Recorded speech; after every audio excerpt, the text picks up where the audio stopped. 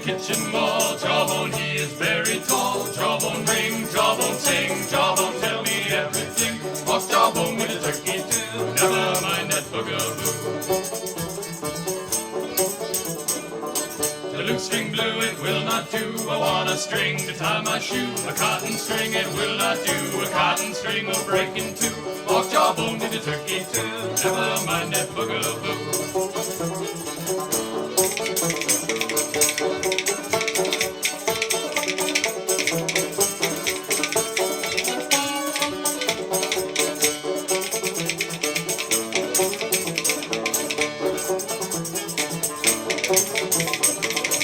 Outwards come from Tennessee. My horse got bar up to his knee. I whipped him till I see the blood. Then he hauled me out of the mud. Walked jawbone with the turkey too. Never mind that bugaboo. There was a little man, he had a little horse. Went to the river, couldn't get cross. Fed my horse in a poplar trough. Old cow died of the whoop and cough. Walked jawbone with the turkey too. Never mind that bugaboo.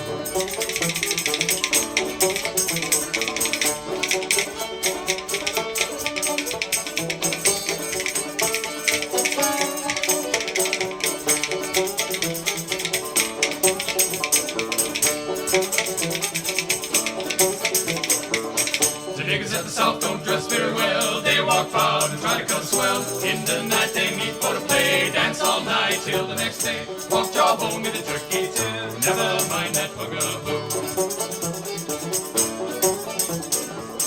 Jaybird upon a swinging limb. Wink at me, I wink at him. Toss up a stone, hit him on the shin. That's the way we sucked him in. Walk jawbone with a turkey too. Never mind that bugaboo.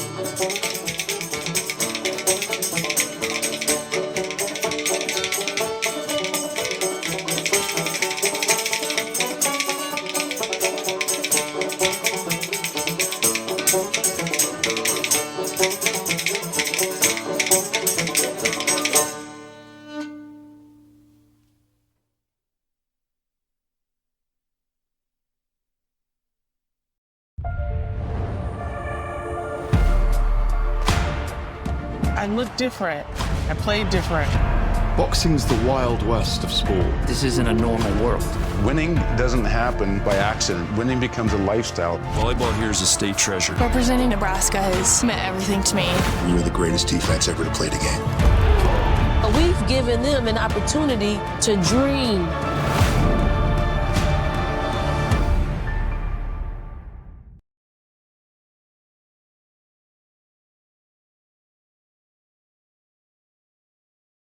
My kids can't hide anything from me. I'm home.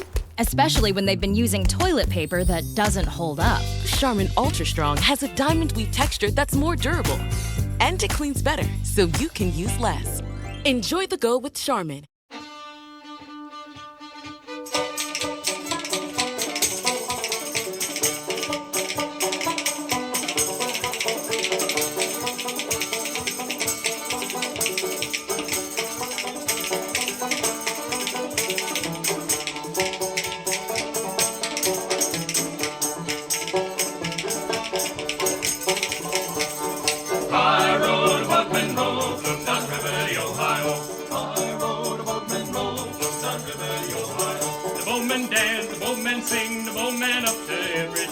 When the boatman gets on shore, he spends his cash and he works for more than dance. Boatman dance, oh dance, boatman dance. Dance all night till broad daylight and go home with the gals in the morning.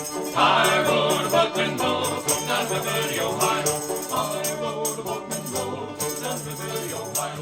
I went on board the other day to see what the boatman had to say. There I let my passion loose and it crammed me in the calaboose. And dance, boatman dance, oh dance, boatman dance. Dance all night till broad daylight and go home with the gals in the morning.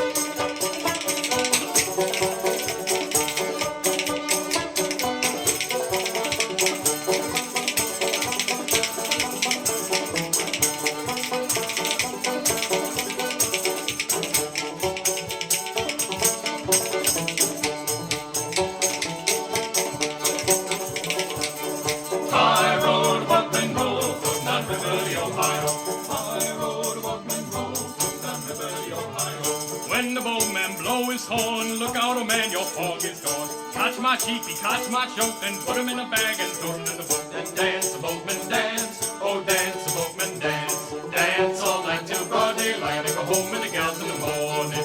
High road, boatman, go from down river to Ohio. High road, boatman, go from down river to Ohio. The boatman is a thrifty man, as none can do as a boatman can. Never seen a pretty gal in my life, but that she was a boatman's wife. And dance, the boatman, dance. Oh, dance, the boatman, dance. Dance all night till broad daylight and go home with the gals in the morning.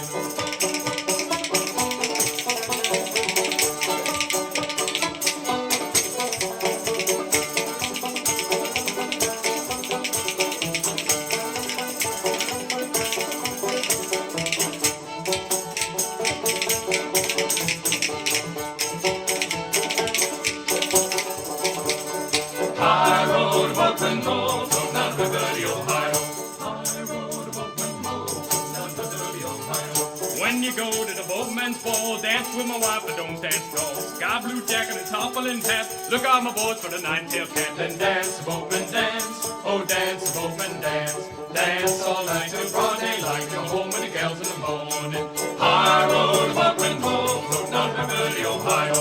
High road, boatman, go, float down river to Ohio.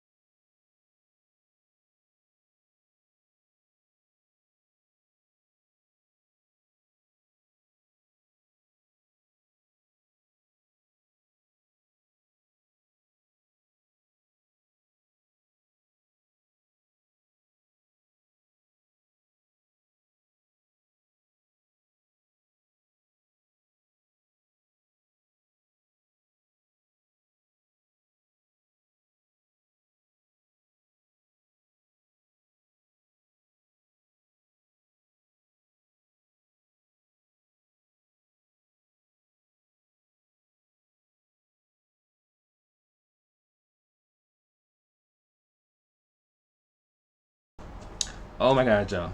I did not realize that I was not on recording. I thought I was recording, but apparently I was not.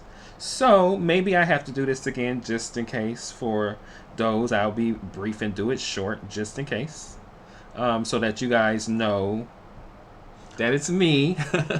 Dr. Larry Smith, welcome. Once again, I am Dr. Larry Smith. I am a historian, history professor, entrepreneur, Pan-Africanist, pro-black social scientist, social justice activist, and I'm here to teach history. This is Black History Live for those of you who are new. As I've stated before, we made it through week 1. Absolutely. And and we're going to kick off week 2 with a very interesting topic. But I would love, like I've stated before, that this is not done chronologically, so you're not going to the beginning of Black history and following us to the present day. I'm just finding topics that I know are not spoken about much in history classes across the country, topics that are very important, that are deep. And I'm talking Black history in general, so we're going to cover a gambit of topics. But I wanted to pick certain topics and have it to where you anticipate what the next topic is going to be. I would love to do chronological courses, but we have to, this has to make money. This has to be profitable for me to be able to have the time to step away from my employment as a college professor, so that I can do it on my own. So, consider joining the Patreon. If I can get thousands of you to join the Patreon, that would actually be, and it's very inexpensive. A college course like this will cost you about $5,000 to $10,000 a quarter or a semester. These are $25 a month, and you get 2 lectures a week, 8 lectures a month of college level. 15 years college history professor, 30-year historian. You get some high quality content. So consider supporting. That will help me to be able to do more. I would love to make this my primary focus of income when it comes to education. So yeah. But anyway, this week we're dealing with a very sensitive subject, tough subject. But nonetheless, let's get started.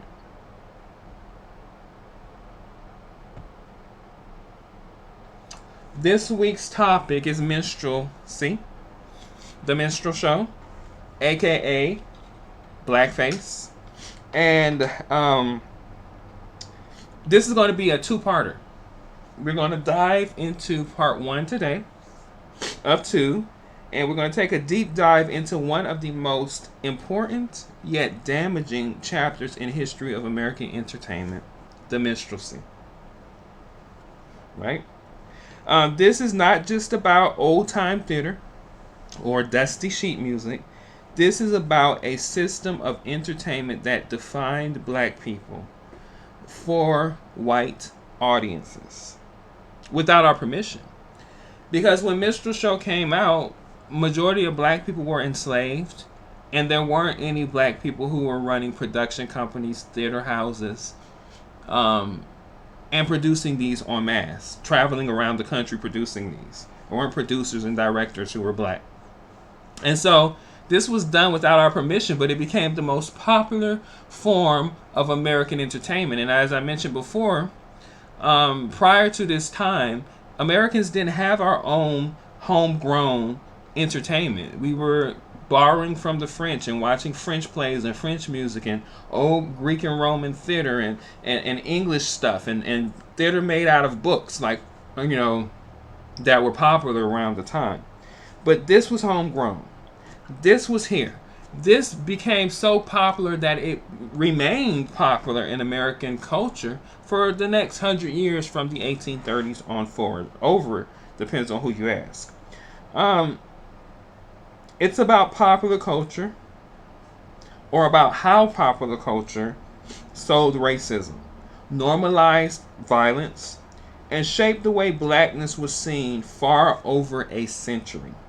And in many ways, the perceptions that were created by minstrelsy, the minstrel show, still are present today. of what people perceive of black people. So let's get this show on the world. The topic of the lecture is defining a people, minstrelsy, and popular misrepresentation of Black America. I'd like to start off with the clip, if you'd let me.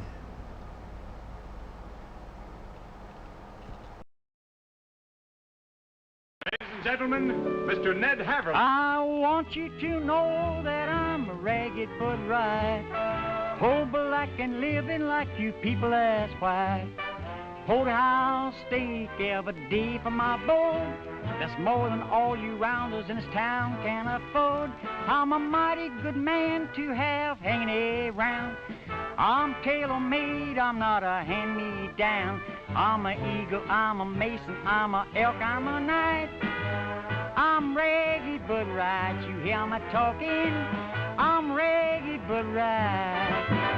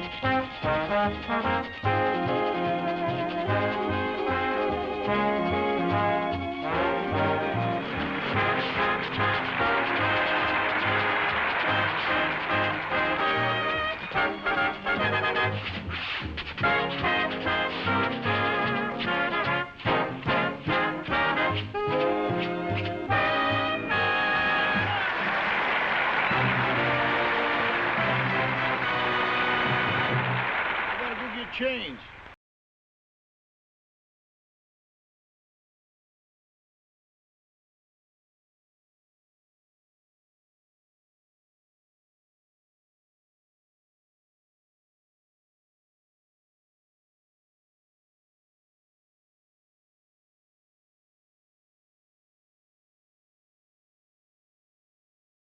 All right.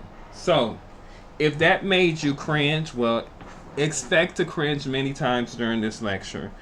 This lecture is going to have quite a few intentionally graphic depictions of what this was. Remember, this is Black History Live, where we're raw and unedited in our history.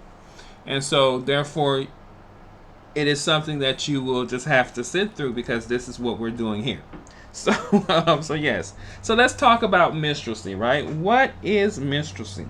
Well, minstrelsy was the dominant form of American popular entertainment in the 19th and early 20th century.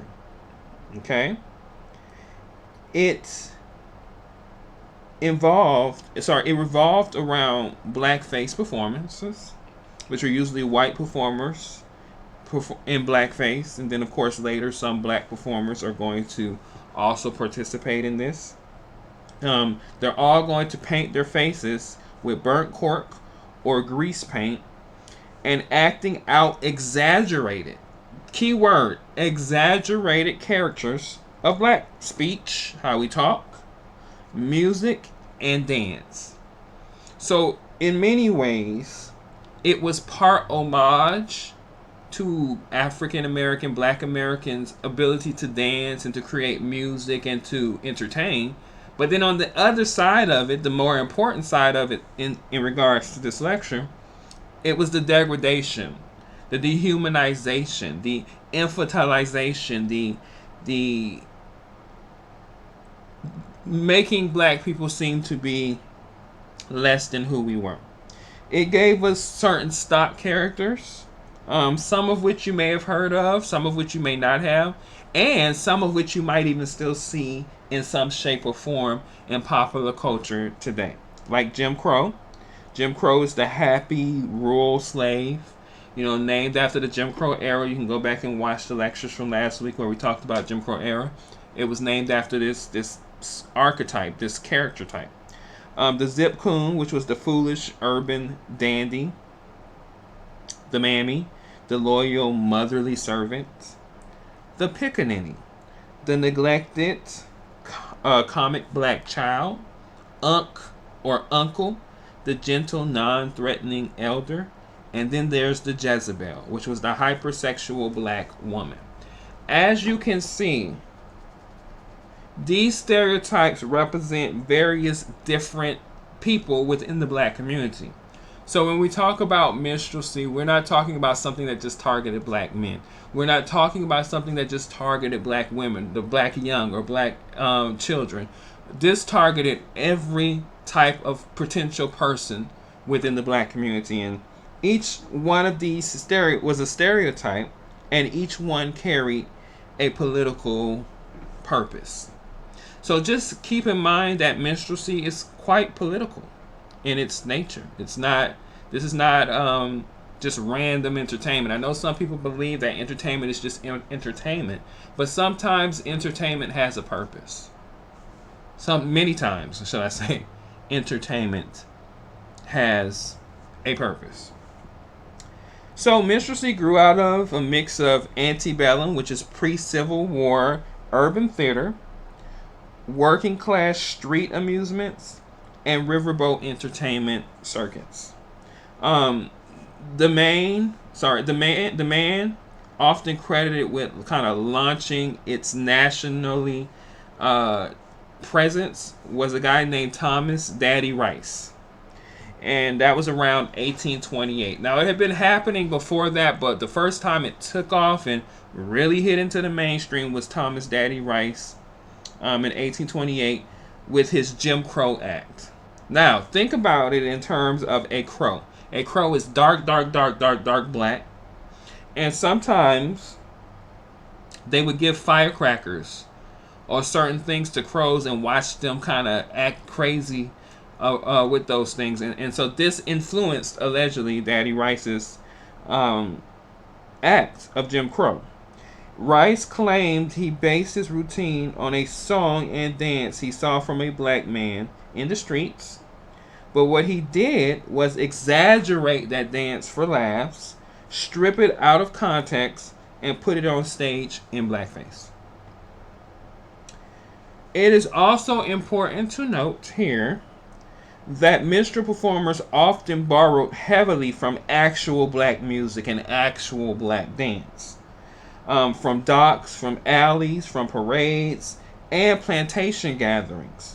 But in doing so, what they wind up doing is distorting what they saw and weaponizing it against black people. However, this took off and became very, very, very, very popular. And the popularity of this is so intrinsic that it led many people to believe that the characters that were being portrayed were literal depictions of actual black people. But we know that there were stereotypes.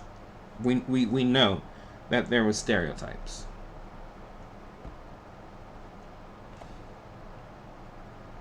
Now, minstrelsy had an order and a structure that it followed, The classic minstrel show followed a three-part structure format. One, the opening, which was a semicircle of performers with a interlocutor, which was the straight man, in the center, and two comedic endmen, known as Tambo and Bones. Then they had the Olio, which was a variety section with songs, dances, and comic skits. And then lastly was the Afterpiece, which often was a plantation skit, a fantasy of happy slaves and their benevolent masters. So these shows had a pattern. And these shows were performed the exact same way all over the country.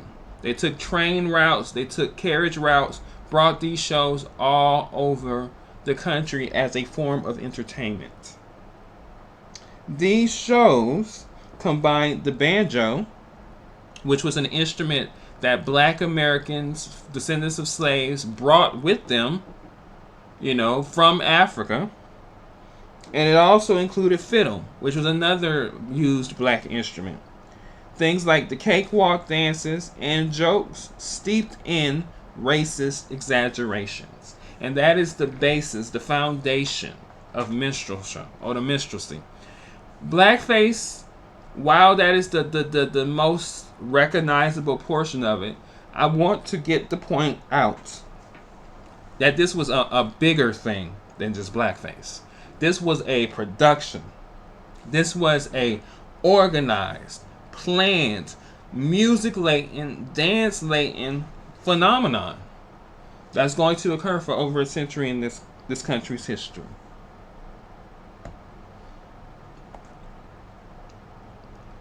Let's play a clip.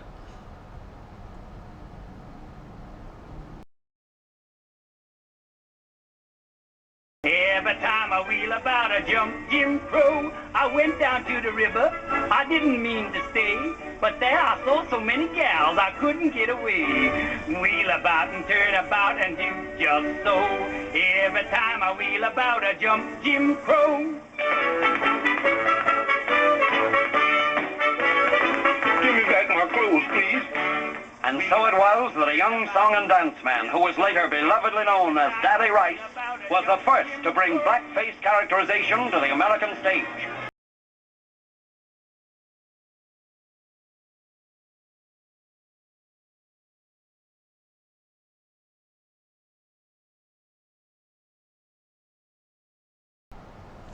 Okay, and that particular song was one of the very first ever created minstrel show songs. Jump Jim Crow. It was the song that we just talked about with Thomas Daddy Rice and the Jim Crow, his dance in the song.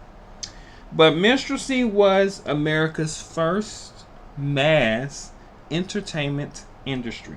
And we know entertainment is huge in the United States. Troops toured across the country and even internationally. Sheet music, lithographs, and songbooks turned these racist performances into products that you can actually take home. You can buy music to the show you went to see.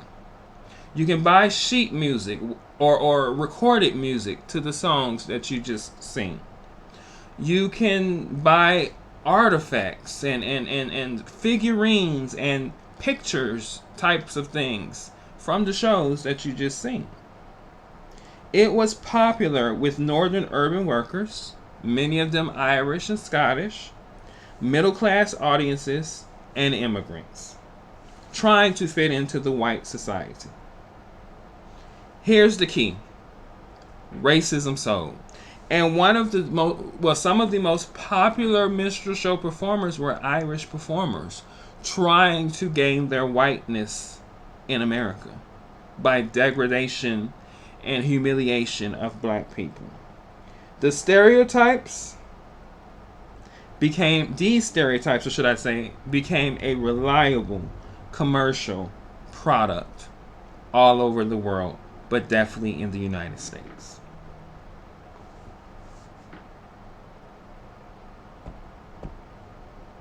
And by the way, I want you guys to also notice some of these pictures, because these pictures are very important. These are actual pictures from different minstrel shows, advertisements that went all over the country. Literally, people anticipated seeing these performances. These were massive, massive, massive performances, which is interesting because it just proves that blackness and black people can sell products unlike any other group. We have the most popular culture and the most popular presence in the United States globally, and this has been being exploited at least since the 1820s. So yeah, so please look at these pictures, because these pictures really show a lot.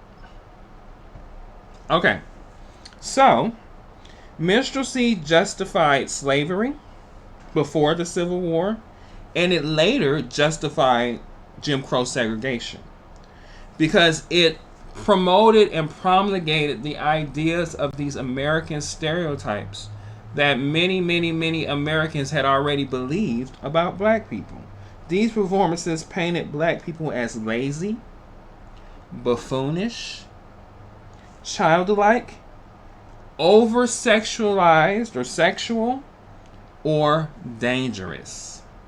So these performances made us lazy, they criticized us and criminalized us, made us dumb and unintelligent buffoons, made us almost not adult-like, childlike, and of course, over-sexualized.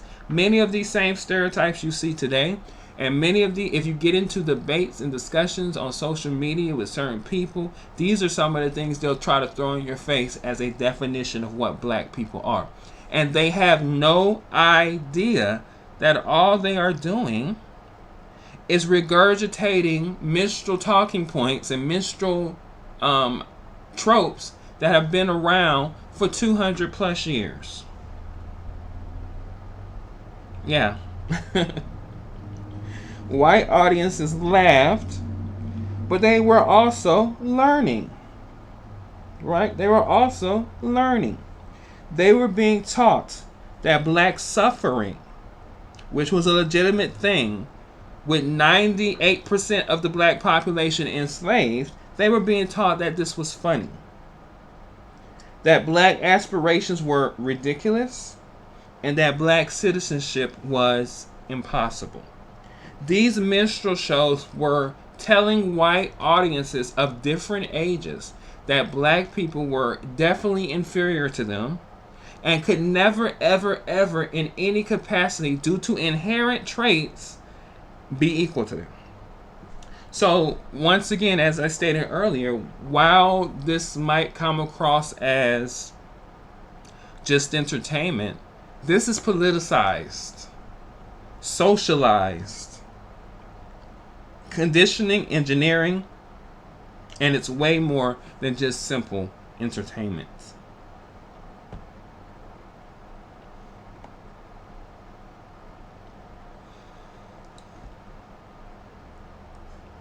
And y'all, I apologize for continuing moving the slides. I'm operating multiple screens, and sometimes I close one or not. But anyway, Eric Loft, who wrote about this topic, calls this minstrel show situation the love and theft paradox. White performers and audiences were fascinated by black creativity, the rhythms, the songs, the dance moves, but they wanted it without black people. So it was almost like, I can enjoy your music, I can enjoy your dancing, but I don't want you to be there. I don't want to engage with you. Sounds very familiar. I can enjoy LeBron James playing basketball. I can enjoy a Michael Jackson song or a hip hop song. I can enjoy the arts, but that's all. Just play ball. Just make art. Don't speak. I don't need to know who you are as a person. I don't need to know what impacts you as a person or impacts your community. Just entertain me. So yeah, this has been going on for over 200 years, where black people can be free to entertain with our abilities, athletic and entertainment abilities, But at the same time, they don't really want to know black people.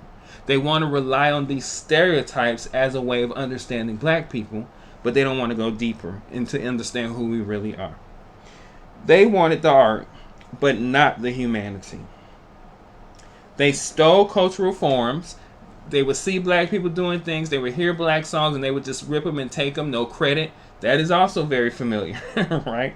The music industry loves, and the entertainment industry in general, loves to exploit black art as though it's its own and not compensate appropriately the people who created the art. And you can go down the list. Prince, I don't know if y'all recall when Prince put slave on his face, it was in regard to that. Michael Jackson had to buy back his masters, and so many artists, black artists, went through this exact same thing.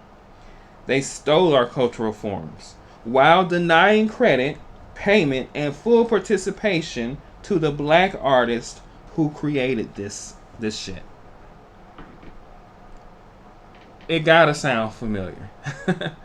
Because in my opinion, the entertainment industry has been using the same methods since then. Nothing's really changed as it related to that. Now, the reality of it is there were black minstrel performers. Definitely. And after the Civil War, black troops entered the minstrel circuit because black people now were allowed to perform the art themselves. And interestingly enough, it was a way to make money because it wasn't about the fame. They weren't going to get, too much over white performers. But it was a way to make a living. But in order to have to be accepted into that fold, you had to have given those white audiences exactly what they were used to seeing in their minstrel shows. And so, these black performers had to operate under the same racist constraints. Some used subtle codes and winks for black audiences in the crowd to understand. The white audiences didn't get it, but the black people got it. And that's also something that has been around in black art, where we have coded messages for us. Go watch the movie Sinners. There's tons of it in it. You can see tons of movies in which those conversations are there. When our art is at that form, it is very coded sometimes. But they did that for black audiences while still giving white audiences the differential stereotypes that they expected. It was about survival. Sometimes it was subversion, but it was always under the shadow of white control. During this time post the war, Civil War, there were several tropes that really were some of the favorites of audiences, white audiences. Obviously, there was Jim Crow. Once again, the rural slave, happy in bondage. Even though slavery had ended, this was still a trope. The Zip Coon, the city slicker, who tries to be fancy but is nothing but a fool. Right? You would think he's supposed to be too good. What's more uppity? An uppity one, right? That's the Zip Coon. The mammy, the uncle, the pickaninny, the Jezebel, as we talked about, gendered and age-based dehumanization. And then there was also coon songs, which these were turn-of-the-century music that intensified the mockery. And many of these coon songs actually became major hits for American musicians during the time. This picture here is a picture of Burt Williams. We will talk about him in just a moment.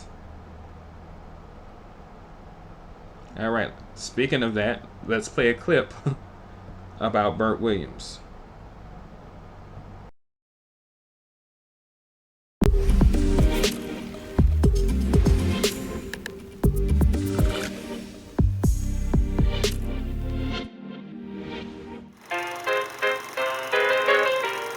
"75% of all silent films ever made are now lost due to neglect and nitrate chemical decomposition.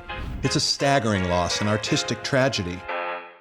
But this story isn't that story at all. This silent film wasn't lost, but found and screened for the first time 101 years after it was first shot.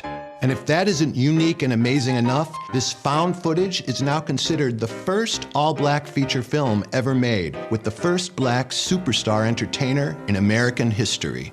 His name was Burt Williams, and he was born in the Bahamas, then emigrated to the United States as a child. Despite having to perform in burnt cork blackface, the only way white audiences would accept a black man on the vaudeville stage, Burt Williams defied racist standards by demanding his actual image appear alongside his blackface character on merchandised products.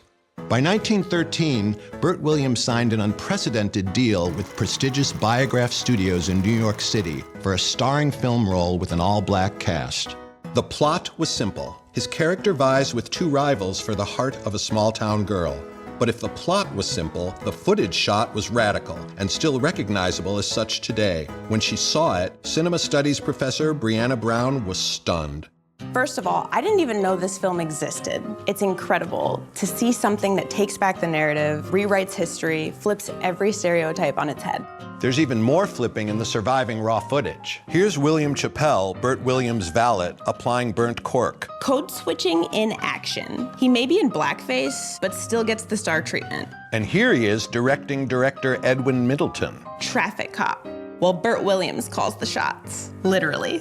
Let's talk about the most radical moment of all. Most radical and most romantic. A kiss between the two leads, played not for laughs or mockery, but with tenderness and affection. Talk about landmark. In 1913, you don't see this in a major studio movie for another half century, at least. You didn't see it in 1913 either. That's the heartbreak, that this film stayed unfinished. Convinced white audiences would shun a story that depicted black experience with dignity and respect, Biograph shelved the unassembled footage. Not until 90 years later did Ron Magliozzi, curator at the Museum of Modern Art in New York, begin a crusade to reconstruct the still unidentified reels. Ron used facial recognition technology to identify long-forgotten leading lady Odessa Warren Gray, matched on-camera fire hydrants with those used only in New Jersey to determine the site of location shooting, and hired a professional lip reader to discover how, in this scene where Burt Williams confronts rival suitors, his improvised dialogue drops a half-dozen F-bombs.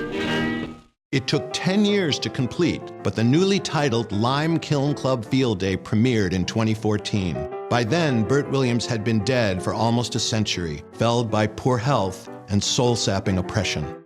The funniest man I ever saw and the saddest man I ever knew, said fellow comic W.C. Fields of Williams, whose funeral brought thousands of fans, black and white, to pay their respects.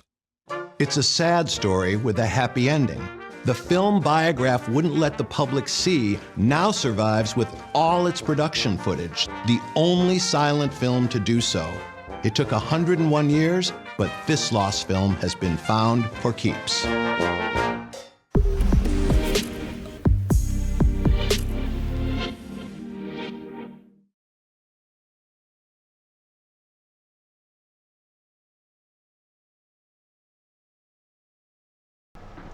And you can say you heard it here first. Should it ever manifest, I'm actually writing a script about Burt Williams' life for a short time, a short portion of his life, because I think his story needs to be told. Like, he was pretty much one of the very first well-known black superstars in U.S. history, and I think it is important, even though there's layers. And I intend to be very complex, but also entertaining with this story. I think his story needs to get out there. So once I finish my script, I'm going to try to shop it around to different directors, producers, because I think that this is such an important and powerful story, award-winning story that can probably, that should be out there. All right. This is here just reminding you guys of the tropes, the characters that I talked about before. The Jim Crow, the Zip Coon, the Mammy, the Uncle or Unc, the Pickaninny, the Jezebel, and the Coon songs. You know, there were different characters who would show up. And even if they came with different names, and you would still know, oh, that's a pickaninny. Oh yeah, that's a Jezebel character. And usually the Jezebel hypersexual. The black man was portrayed as dangerous, or childlike, and some of this is really contradictory, right? You're childlike but dangerous. You're a happy slave, but you're hypersexual. It was really painting false perceptions, misconceptions of black people. And that's why I labeled this lecture Misrepresentation, because this was not who we were. This was who they envisioned us to be, who they willed us to be, who some of them thought of us to be. But as black people, this is not who we were. But you have to understand the mechanics behind this, especially after the Civil War, when lynchings rose and other things rose. This played a role in somewhat justifying the Jim Crow and the mistreatment of black people by saying that we represent these characters. One of the things about the minstrel show was they were very musical, right? Very entertaining. And like I said, many of the popular music from that time came out of the minstrelsy experience. And so, for example, the different instruments and music and dance that was associated with this. The banjo. The banjo was an instrument that had African roots. It's one of those things where someone says they don't believe they're African, then tell them about the banjo, right? It became a symbol of minstrelsy. Bones, fiddles, and syncopated rhythms gave the shows their sounds. Even the cakewalk, which was a dance, which began as a dance that enslaved people used to mock plantation owners, it was stolen. And by the way, they didn't know that at the time either, but it came out later on. It was stolen, repackaged as comedy, and given and sold to white audiences who ate it up. Because it was something that was rhythmic, it was something that was fun, it was lively, it was funny, it was entertaining, and they ate this shit up.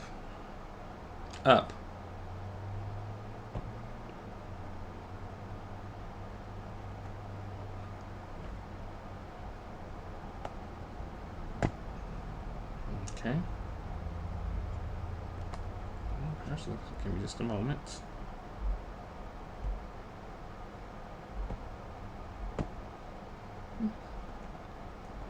All right, y'all, we gotta go back. All right, here's a clip.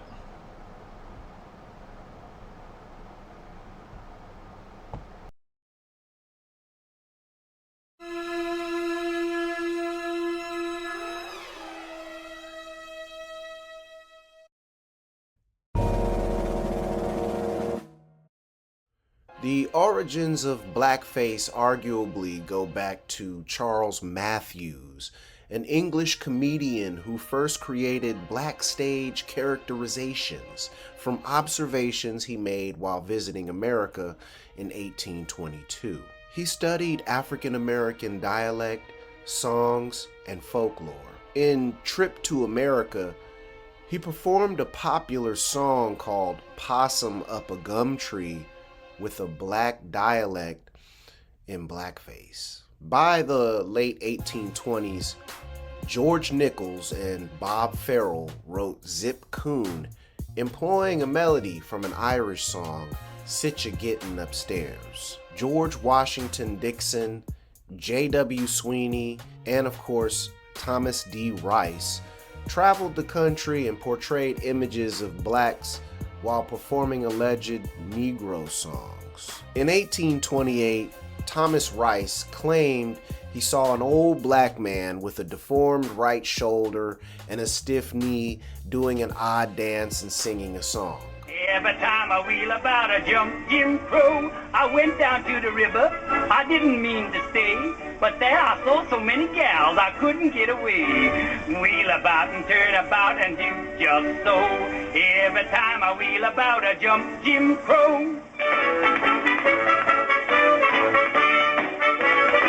Give me back my clothes, please. Rice tried to make himself look like the man that he supposedly saw, and he used clothes from another black man to perform.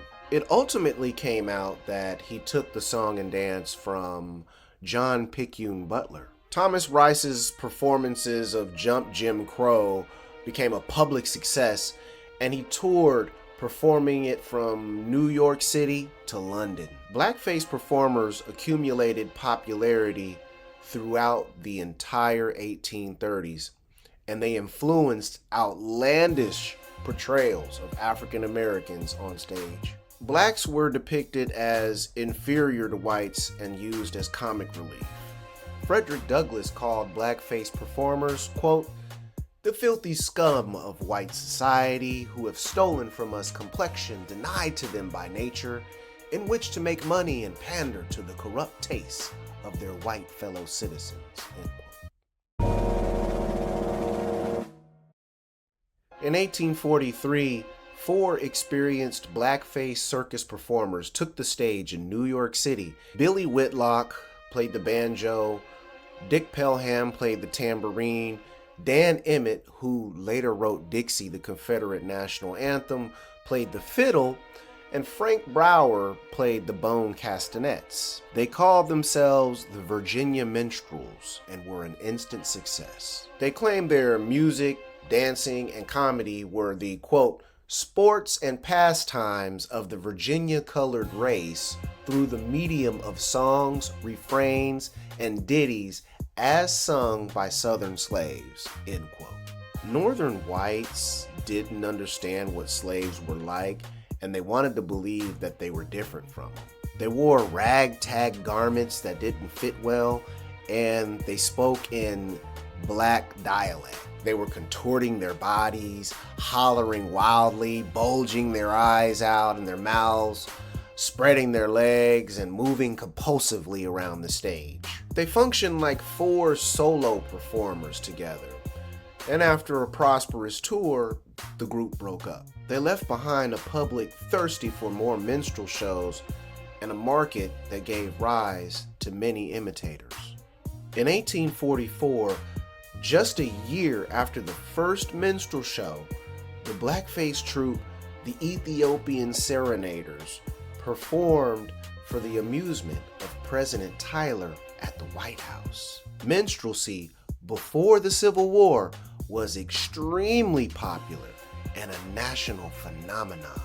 It developed in the big cities of the Northeast, Boston, Philadelphia, and New York City. You had the Ordway Aeolians in Boston, where a man named Johnny Pell performed one-horse open sleigh.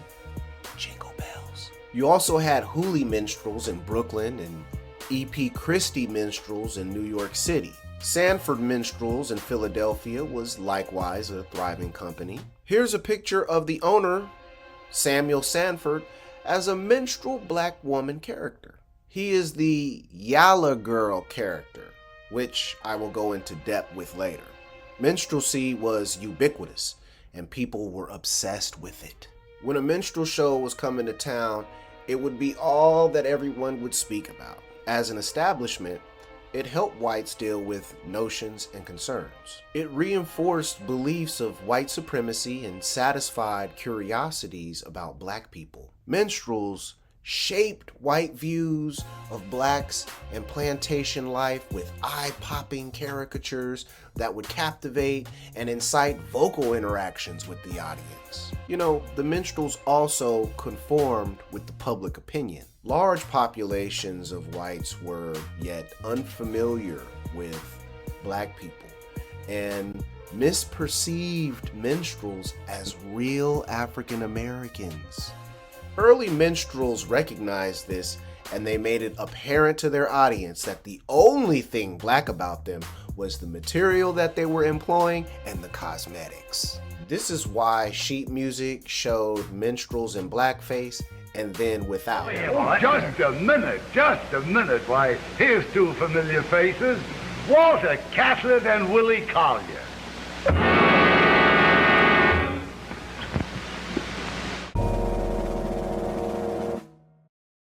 Some of the early minstrel troupes utilized the songs of Stephen Foster, whose music provided the minstrel show a more passionate and dramatic feel than the fast-paced jokes and uncontrolled Virginia minstrel-style performances. Foster grew up a blackface performer with his first performance at age 9. As a child, he met Thomas Rice, and he tried to sell him some songs. Although Rice didn't buy any songs, Foster later discovered success with songs like Old Uncle Ned and Camptown Races. Foster created songs about stress-free plantation dwelling where the family lived. Slaves, in his writings, were comfortable and satisfied. Ex-slaves were yearning to return home to the plantation. His writing and selling of music for minstrel shows earned him the title the father of the American music industry. What's a minstrel man? A minstrel man, son, is a man who made everybody happy. Sometimes you got in a little trouble doing it. In 1850, the minstrel show had developed into a 3-part show. The first part starts with the company coming out on stage to form a semicircle. What kind of chair is that? Why, that's an interlocutor's chair. What's an interlocutor? Why, an interlocutor is a man with a pleasing voice and magnetic personality. He introduces the acts. The interlocutor would be seated in the center and was the master of ceremony. The interlocutor is proficient in language and he displays class and dignity. On both ends of the semicircle are Bones and Tambo, the end men. Named after the instruments that they would play, they put makeup on their face to look like they had big eyes and big lips with ridiculous flamboyant clothes. They spoke in heavy black dialect and made excessive movements and gestures. There were comedians who performed impromptu and played off of the interlocutor.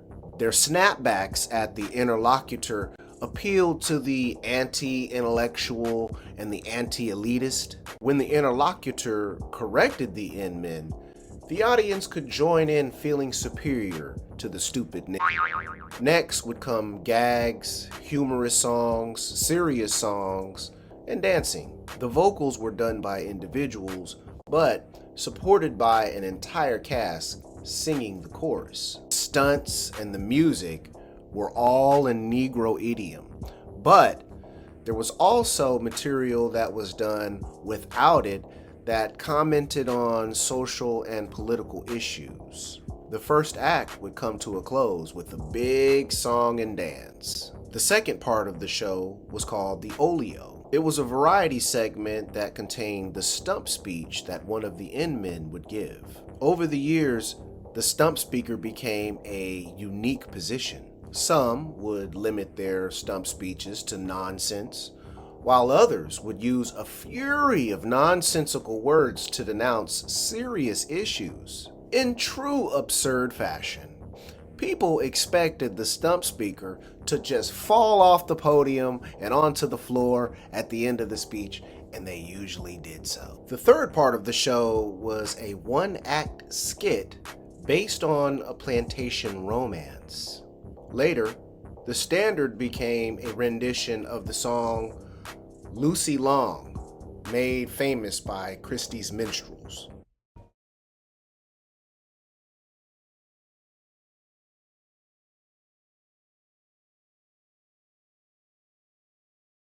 So as you can see, minstrelsy has a long history. And it's deep. It's very, very, very, very, very, very extremely deep. And you know, and I've said this before, and I'll say it again. My purpose for using the videos, one, is to give a visual of what we are talking about in the class. but also as a way to break up monotony of my voice and to give you some different perspective as well. So hopefully you enjoy the videos, because that's important. Alright, so like I said before, different instruments were used. The banjo more prominently, the fiddle, bones, syncopated rhythms, certain dances, all of the stuff, even the cakewalk, a dance that was intended to mock white slave owners and their friends, was used as a way, as a stylistic dance for the minstrel show. And like I said, it was usually them taking from black performers, from black people, without giving credit, without giving compensation, as per usual, and creating their own. Okay.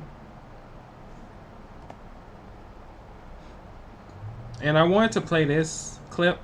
It's very short, but remember, I said that sometimes minstrel songs became #1 sellers across the country. The Zip Coon, that song, is actually a good example of it. I won't play the whole thing, but I'll play enough just for you to hear it, because this was actually one of the most popular songs in the day. I'll tell you a little bit about it after I play the recording. Let's check it out.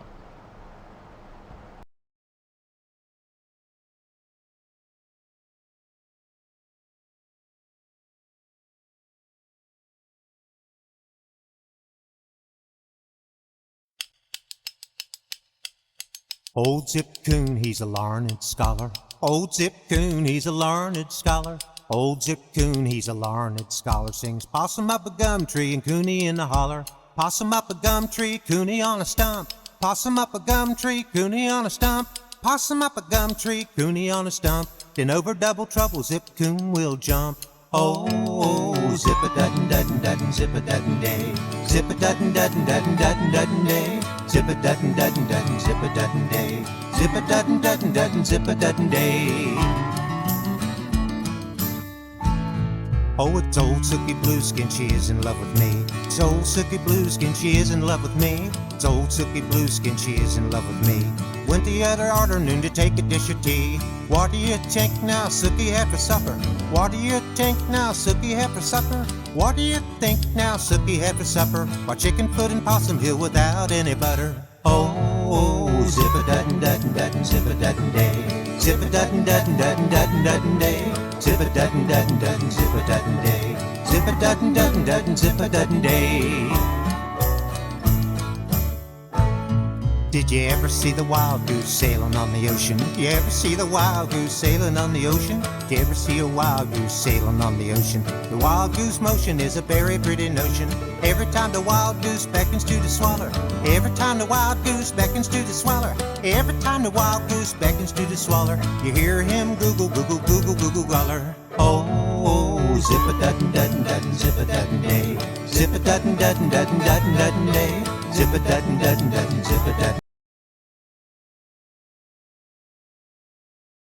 Okay, so you get the point, but this song came out in the 1830s and was popular for many, many, many decades. It was first performed by Bob Farrell and popularized by George Washington Dixon in the 1830s. This version was first published between 1829 and 1834 in either New York or Baltimore by Dixon and Farrell. But this became very, very popular. This song gave rise, kind of was like the beginning of that minstrel show character, the Zip Coon. But it was a very, very, very, very popular song that led to other songs. This song actually had a different name in different settings called Turkey in the Straw. And it was performed in different people. It was actually produced by Columbia Records in 1916, and actually went on to take on another name, and that name, I'm gonna say it, is Nigger Love a Watermelon, Ha Ha Ha, used to the same music of Zip Coon or Turkey in the Straw. So yeah, so popular culture was being created off the backs of this music, and it just is what it is. Hold on. Okay, sorry, y'all.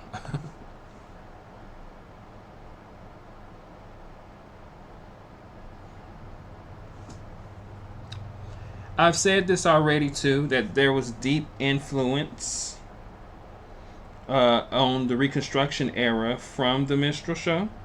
So it wasn't just a situation in which this didn't have a direct impact on black people. It was impacting black people in many, many, many, many forms, right? After emancipation, minstrelsy helped rationalize segregation and disenfranchisement.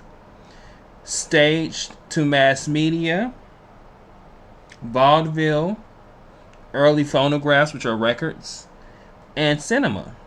Black citizenship framed as a classic, yet comic impossibility. That's what this was about. That's what this was about.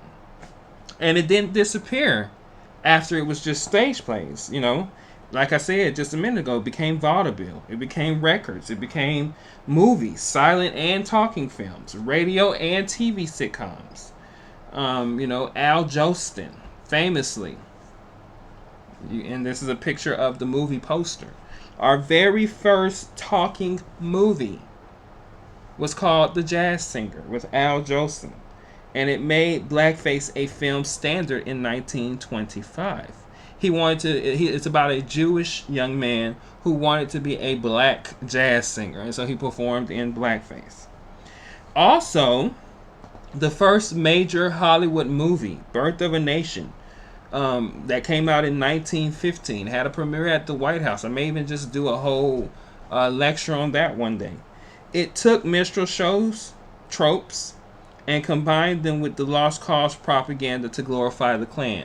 That the Confederacy had a noble cause and that they were somehow wronged during the Civil War.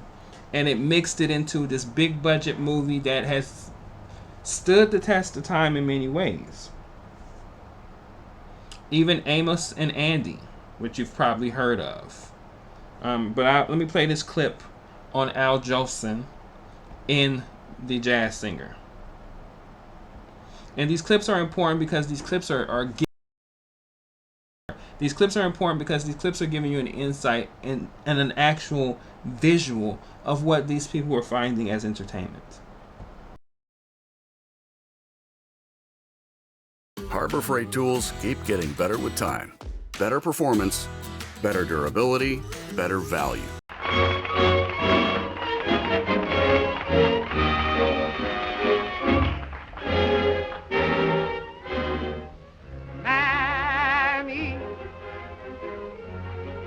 Mammy, the sun shines east, the sun shines west, but I know where the sun shines best. Mammy, Mammy, my heartstrings are tangled around Alabama. I'm a-coming. Sorry, I made you wait. I'm coming. I hope and trust I'm not late. Mammy, Mammy, I'd walk 1,000,000 miles for one of your smiles. Oh, my Mammy, oh, Mammy, my little Mammy. The sun shines east, the sun shines west, but I know where the sun shines best. It's on my Mammy I'm talking about, nobody else's. My little Mammy, my heartstrings are tangled around Alabama. Mammy, I'm coming. I hope I didn't make you wait. Mammy, I'm coming. Oh, God, I hope I'm not late. Mammy, don't you know me? It's a little baby. I'd walk 1,000,000 miles for one of your smiles. Oh, my Mammy.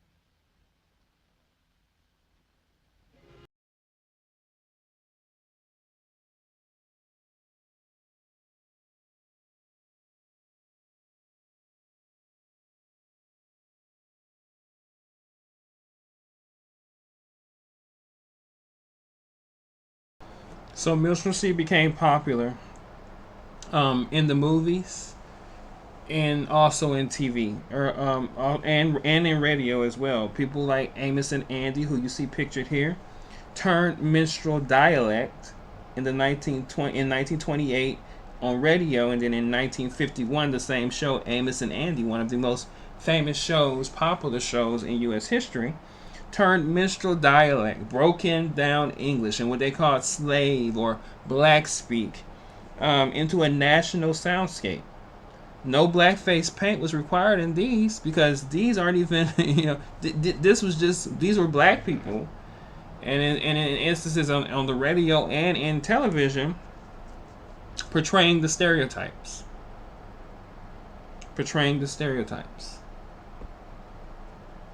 Anytime I talk about minstrel show, I think it is often important to acknowledge Birth of a Nation.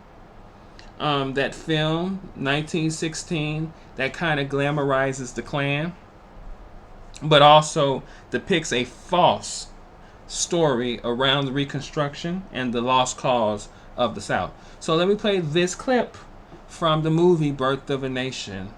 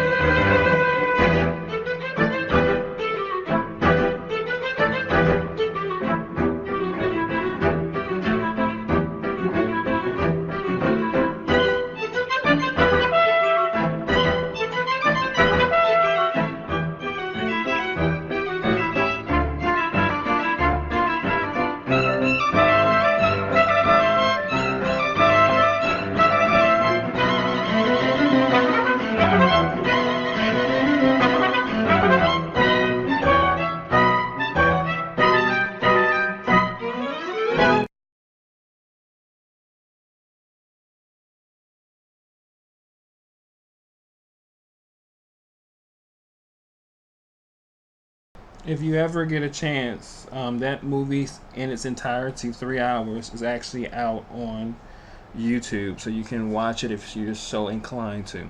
But yes, there were black people also in that film. They don't really get credit, but it's prominently showing blackface, but there are also black people in that movie as well. Minstrelsy also had a tone of gender and sexuality around it and about it. You had the Mammy character, who was generally an asexual character. She was motherly, existing only for white families. You know, usually when you see her in movies and in plays or in Minstrelsy, she was rude to her black family, black people, but somehow she was taking good care of her white families, as in the case of the picture you see here, Gone with the Wind, Hattie McDaniel's portrayal of Mammy. There's also the Jezebel character, which is hypersexual, morally corrupt, a danger to white men. She's taking white men from white women, and she's a lusty woman. There's the Sapphire, which is the angry black woman stereotype that has been present forever. There's the Buck. The Buck is the male version of the Jezebel. The hypersexual black man, framed as a predator. You know, all these stereotypes made it out. You know, you see them adding different tropes to it. Where the Zip Coon was uppity, the Buck is a dangerous sex predator, the Jezebel, named after Jezebel from in the Bible, a harlot, those types of things. These tropes weren't just to entertain. These tropes fueled laws. They fueled policing. They fueled lynching and racial violence. People literally believed that these tropes were various depictions of actual black people. And unfortunately, even in 2025, this conversation, some of these tropes are still present in various ways, and people still believe that these are accurate depictions of black people. Alright, so let's play a clip of Mammy and Gone with the Wind. Oh, Mammy, Mammy.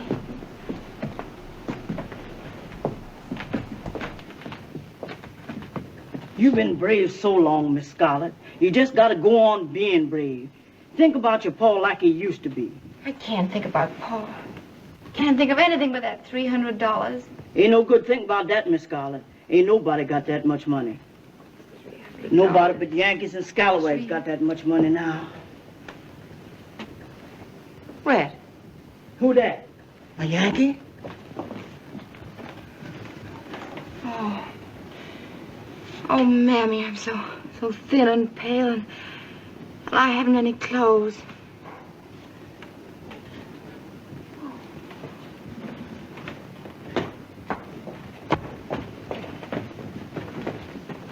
Scoot up the attic, Mammy, and get down Ma's old box of dress patterns. What you up to with Miss Ellen's portiers? You're gonna make me a new dress. Not with Miss Ellen's portiers, not while I got breath in my body. Great balls of fire, and my portiers now. I'm going to Atlanta for that $300, and I've got to go looking like a queen. Who's going to Atlanta with you? I'm going alone. That's what you think. I was going to Atlanta with you in that new dress. Now, Mammy, darling. No use to try to sweet talk me, Miss Scarlett. I knows you ever since I put the first pair of diapers on you. I said I was going to Atlanta with you, and going I is.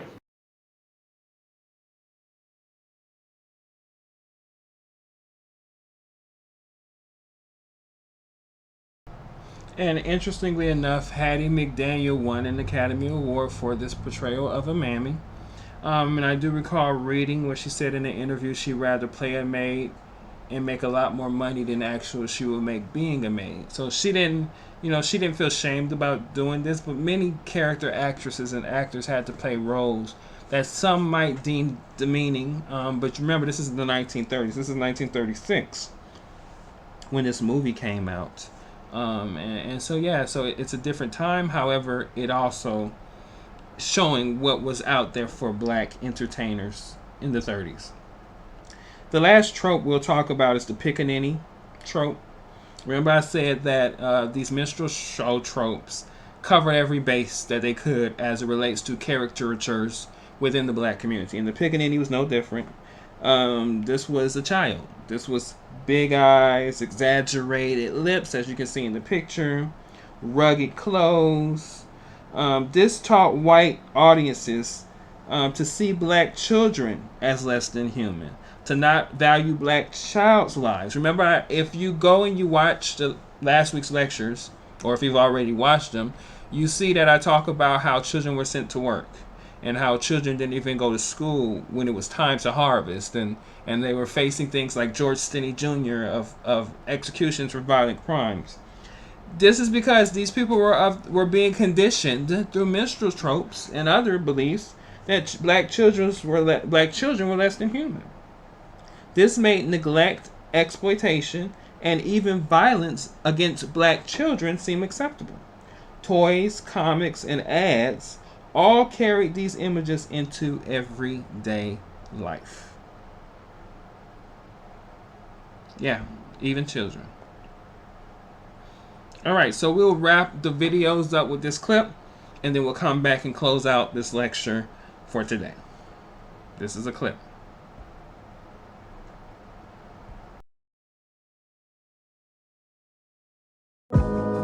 What is it about white actors putting on makeup to play black characters?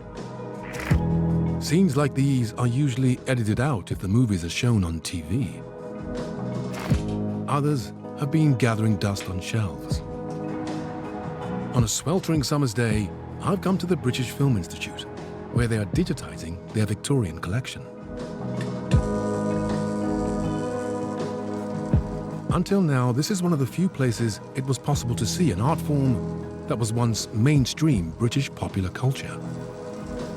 This bit that we're seeing here just before the invention of sort of mass cinema, as you can see, they're all in blackface and, you know, doing all these kind of slapstick, goofy routines. You can see how widely spread these blackface routines already are. You can see that with the invention of mass cinema, that this thing is just going to take off. And take off it did. By the time I was growing up in Birmingham in the 60s and 70s, blackface minstrelsy was everywhere. At the seaside, on the stage, and in our living room, every Saturday night on TV.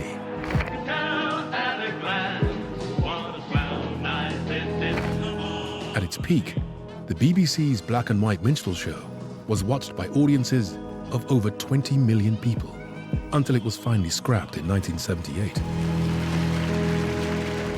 I'm embarking on a journey to investigate where the show came from and how it became so central to British culture. The history of blackface minstrelsy is hidden. It has been shelved and put out of sight because the subject is too difficult or too uncomfortable for people to face. To help me uncover this lost lineage, I'm going to be working with historians. Of all the things I've ever studied as an historian, I thought I was looking at something quite small, and it gets bigger and bigger, and the rabbit hole goes deeper and deeper. Looking at the effect blackface may have had on my own career and on those of fellow actors. I met a critic who loves the theatre. But I told him, oh, my next project is going to be Othello. And he said, well, really? You don't seem like an Othello to me.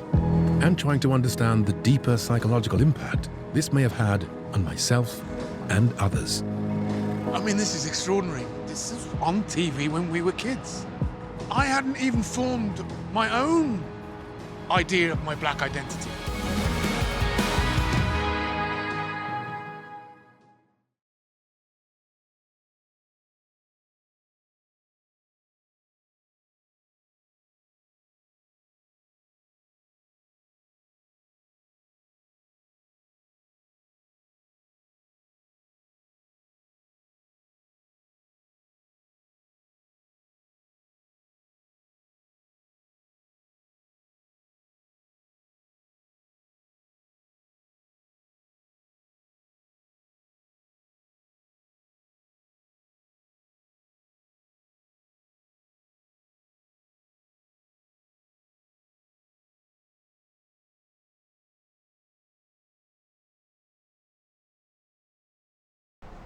These are the sources for those of you who want to see those sources, but if you are a Patreon member, you actually get this already as part of the package.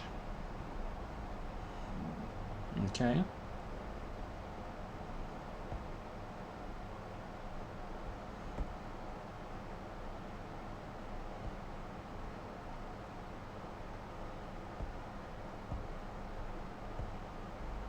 Alrighty. So it was a powerful lecture, I hope. Y'all, you know, today we've seen how minstrelsy wasn't just a show. It was a cultural machine. It was a political machine. It was a mindset forming machine. It entertained, yes, absolutely, but it also educated white people to laugh at black people, to not value black lives. In part 2, yes, there will be a part 2, We'll trace how these minstrel tropes survived into Hollywood, advertising, music videos, and even memes today, and how they continue to shape the images that we see. Thank y'all. I appreciate y'all for joining me today on Black History Live. If you learned something today and you see or you're watching this on social media, share it. Support the work on Patreon. It's $25 for a month. That's a lot of material for nothing. You guys are using $25 for even less. Support the work. And be back here for part 2. We're not just learning history. We are unlearning lies. So go and give me thumbs up on social media. Go and watch, like, and comment on the videos on YouTube. And like I keep saying, support the Patreon, because the easier it be for me to have more of my time, I can create more lectures. I can do more live events. I can work on the book that I'm writing. Excuse me. And so much other things. And we can really, really, really keep Black history alive, because there is an intentional assault to get rid of it, to dismantle it, to distort it. And we're here to give you the truth, the full, unadulterated, full, unfiltered, raw truth here at Black History Live. Y'all have a good day and a good night, and see y'all next time.